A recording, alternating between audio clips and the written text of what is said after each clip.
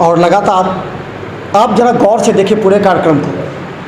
हमें लगता है कि बिहार में जो कुछ राजनीतिक उलटफेर हो रही है उससे कहीं ना कहीं आम आदमी को नुकसान पहुंच रहा है, क्योंकि फिर आने वाले समय में 5-6 वर्ष में जो विकास के कार्य होंगे वो बाधित हो जाएंगे, क्योंकि नीतीश कुमार, तेजस्वी यादव और फिर अगर कहेंगे भारतीय जनता के पार्टी के बीच जो कार्य चल रहा है उसमें कहीं ना कहीं क्या लगता है, आप ज़मीन से जुड़े नेता हैं मंटू जी, आपको लगता है कि विकास का काम अवरुद्ध नहीं होगा इस सब कारण, क्योंकि सरकार पूरी तरह लग गई है इसमें? निश्चित तौर से जब कभी कोई आंदोलन होता है, बड़ा आंदोलन, बदलाव का बिगुल बजता है, तो तत्कालिक तौर से जो काम होते हैं वो बाधित होते हैं।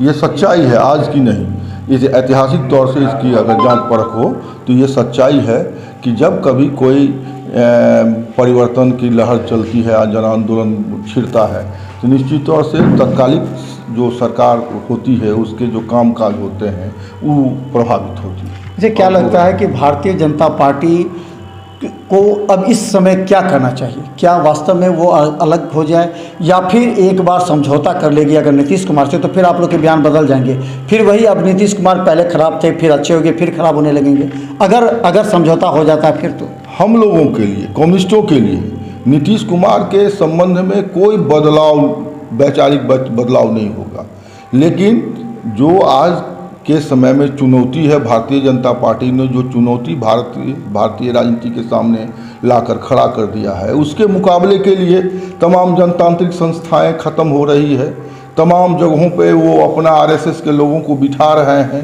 ऐसी परिस्थिति में अभी हम लोगों को जिनसे भी हाथ मिलाना पड़ेगा, आंदोलन के मैदान में जाना पड़ेगा, तो हम अभी जाएंगे, चाहे अभी बीजेपी का एक धड़ा टूट कर ही क्यों ना आ जाए बीजेपी के खिलाफ, तो उसके साथ भी हम जाने के लिए तैयार हैं।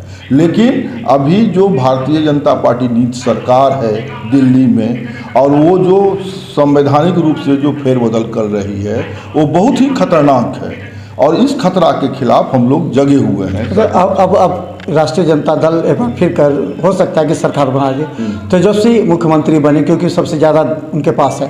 क्या लगता है कि नीतीश कुमार के मानहानि पर नहीं पड़ेगा अगर बड़ी पार्टी होते हुए भी राजद नीतीश कुमार को मुख्यमंत्री बनाती है, तो या फिर कंप्रोमाइज़ कहा जाएगा? तो नीतीश कुमार तो बार बार ये करते रहे हैं, इस बार भी करेंगे। अगले बार वो अपना समर्थन लेके अपने मुख्यमंत्री हो गए थे, इस बार मजबूरी होगी उनकी, क्योंकि भारतीय जनता पार्टी से उनका रिश्ता खराब होगा और उनके पास कोई चारा नहीं होगा, इसीलिए मजबूरी में तेजस्वी को मुख्यमंत्री मानेंगे और तेजस्वी की सरकार। मानहानि नहीं होगी उनका ईगो प्रॉब्लम नहीं होगा? जो कहते हैं बहुत ईगोइस्ट हैं नीतीश कुमार।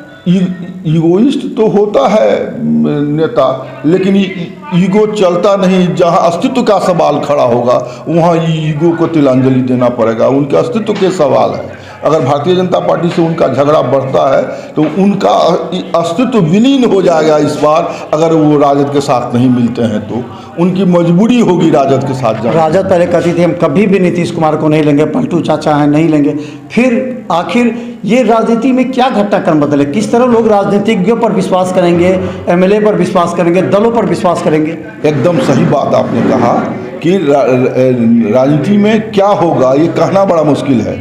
जो नीतीश कुमार पानी पी पी के बीजेपी को गाली दिए, मिट्टी दिए और उसके साथ मिलकर सरकार बना लिए, राजद ने कहा पलटू चाचा हैं, फिर अभी परिस्थिति बन रही है।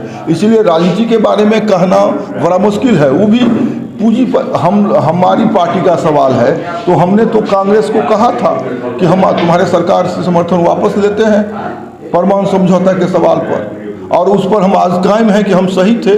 हमने परमाणु समझौता का विरोध कर रहे थे, वो देश हित में था।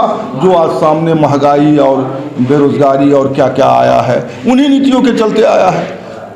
तो नीतीश कुमार हों या तेजस्वी जी हों, नीतियों की चिंता, जनता की चिंता कम होती है इन लोगों को, अपना चिंता ज़्यादा होता है, गद्दी का चिंता ज़्यादा होता है, यही बात है। तो हम बता दें सीपीआईएम के नेता हैं मंटू जी, और लगातार यहाँ पर सरकार के जो योजनाएं हैं उसका लाभ जनता को नहीं मिल रहा है, इसके लिए आंदोलन उठाते रहे हैं। लेकिन एक बार फिर इन्हें उठाना पड़ेगा, क्योंकि अब जो सियासी हलचल तेज़ हो रही है और ख़ासकर बदलाव हो रहा है, निश्चित तौर पर फिर मंत्रिमंडल का गठन होगा, फिर मंत्री बनेंगे, फिर विभाग संभालेंगे, फिर पिछले मंत्री का कार्यकाल होगा, फिर अधिकारियों का तबादला होंगे।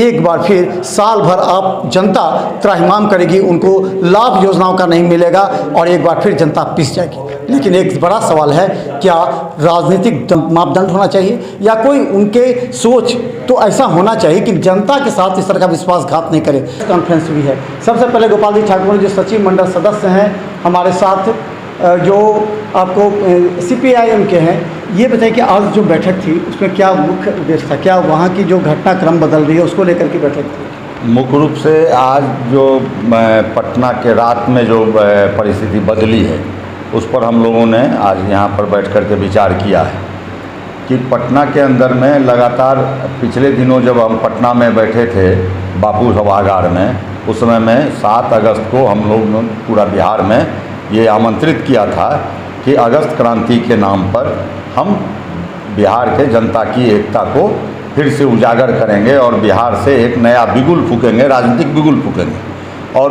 उसी आड़ में, उसी दबाव में लगता है हमको पटना के राजनीति में भी हलचल हुआ है। और आज का जो हमारा ये संवाददाता सम्मेलन और आज का जो हमारा ये बैठक हुआ है, उसमें हमारा मुख्य उद्देश्य है, हम लगातार उजागर कर रहे हैं केंद्र सरकार के गलत नीतियों के चलते जो देश में महंगाई बढ़ रही है, बेरोजगारी बढ़ रही है, बेकारी बढ़ रही है, देश में जो गोपाल जी बताइए, आप लोग लगातार बिहार सरकार पर भी आरोप लगाते रहे, अब नीतीश कुमार अच्छे क्यों हो गए हैं आप लोगों के लिए? आप लोग आज राष्ट्रीय जनता दल के साथ आज आमंत्रित किया गया है राष्ट्रीय जनता दल की तरफ से, अच्छे क्यों हो गए नीतीश कुमार आज? देखिए, वामपंथी पार्टियों के लोग आज शाम में शायद बैठेंगे पटना के अंदर, हम सरकार में नहीं जाने के लिए तैयार हैं, ठीक है, मगर हमारा मुख्य उद्देश्य है, केंद्रीय उद्देश्य है कि हम इस देश को सांप्रदायिक तरीके से जो चलाने, आप ही के माले तो हैं, माले ऑलरेडी साथ दे रहे हैं, सारा आपके साथ बैठे हुए हैं, तो समर्थन तो जारी रहेगा ना आपका? समर्थन हमारा जारी रहेगा। हम चाहते हैं कि बिहार के अंदर जो भारतीय जनता पार्टी के दबाव में नीतीश कुमार काम कर रहे हैं, कम से कम उनके ऊपर से यह सांप्रदायिक ताकत का जो ये दबाव है उसको हटाया जाए। तेजस्वी यादव का दबाव रहेगा, फिर तो क्या कीजिएगा? कल तेजस्वी यादव का भी दबाव रहेगा। तेजस्वी यादव के साथ हमारा काम करने का एक लंबा अनुभव रहा है और एक ज़माना रहा है जब उनके पिताजी नए नए मुख्यमंत्री हुए थे और कम्युनिस्टों ने इस बिहार के अंदर में 92 के 90 के दशक में किसान आंदोलन, खेत का आंदोलन, खेतिहारों का आंदोलन शुरू किया था, तो उन्होंने ऐलान किया था कि एक भी खेत मजदूरों पर, एक भी किसानों पर लाठी नहीं चलेगी। इसलिए हमारा एक लंबा अनुभव रहा है और कम से कम लालू यादव के पक्ष में यह बात हम कहना चाहते हैं कि वो समाज को तोड़ने का काम नहीं करते हैं, सांप्रदायिक आधार पर, जातीय आधार पर तोड़ने का काम नहीं करते हैं। ये तो होगा कि अब बताइए कि पूरे बिहार की जनता देख रही है कि परिस्थिति कब कैसे बदल जाती है, कब आप विरोध करते हैं, कब आप समर्थन कर देते हैं। अब नीतीश कुमार को पलटू चाचा आप लोग कहते थे, अब फिर यही हालात आ गई है। क्या करे जनता, किसको वोट दे? हमारा एकमात्र उद्देश्य है, केंद्रीय कमेटी का जो हमारा अभी 29-30 को बैठक हुआ, उसमें यह निर्णय लिया गया कि हमको इस देश से सांप्रदायिकता को भगाना है।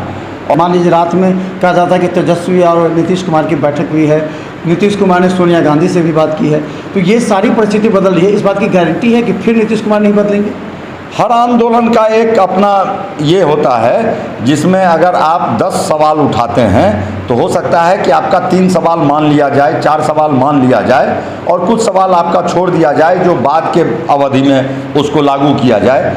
इस तरीके से, इस आधार पर जो मार्क्सवाद कहता है, CPIM का जो लाइन है कि ठोस परिस्थिति में हम ठोस निर्णय लें और किस ताकत के साथ हम किस परिस्थिति में जाएं। अच्छा गोपाल जी, एक बात बताइए, आप बहुत दिन से राजनीति में रहे हैं, कभी आपने ऐसा देखा होगा कि इतिहास में कोई ऐसा कार्यकर्ता जो कि प्रखंड का हो, पंचायत का हो, वो अपने बड़े नेता पर भ्रष्टाचार का आरोप लगाते हुए कागजात प्रस्तुत करता है? क्या लगता है कि इसके पीछे बड़े नेताओं का हाथ है, RCP सिंह को नीचे दिखाने का, या फिर इसके मूल जड़ में क्या लग रहा है?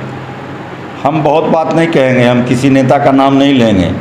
अपने यहाँ एक बहुत बड़े मनीषी थे जो स्वतंत्रता सेनानी थे, पंडित रामनंदन मिश्र, और उन्होंने देखा कि जब कर्पूरी जी की सरकार बनी तो उसमें एक प्रखंड के अध्यक्ष ने यह सवाल किया अपने सरकार के खिलाफ, तो उन्होंने कहा कि अब यह लोकतंत्र नहीं बचेगा, अब यह लोकतंत्र नहीं बचेगा।